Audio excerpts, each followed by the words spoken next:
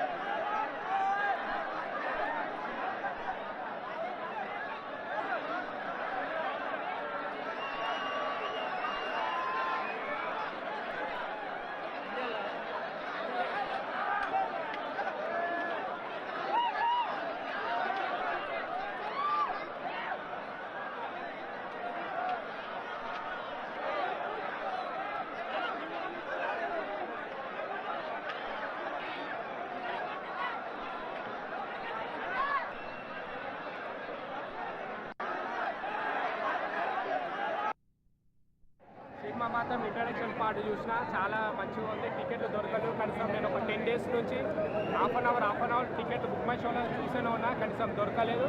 కానీ టికెట్లు దొరకగానే క్రౌడ్ వల్ల లోపలికి వెళ్ళినాము. సినిమా ఇంట్రడక్షన్ పార్ట్ చూసినాం, చాలా మంచిగా ఉంది. సినిమా మాత్రం ఇంట్రడక్షన్ పార్ట్ చూసినా చాలా మంచిగా ఉంది. టికెట్లు దొరకదు. కనీసం నేను ఒక 10 days నుంచి హాఫ్ అన్ అవర్ టికెట్ బుక్ మై షోలో చూస్తూనే ఉన్నా, కనీసం దొరకలేదు. కానీ టికెట్లు దొరకగానే క్రౌడ్ వల్ల లోపలికి వెళ్ళినాము. సినిమా ఇంట్రడక్షన్ పార్ట్ చూసినాం, చాలా మంచిగా ఉంది.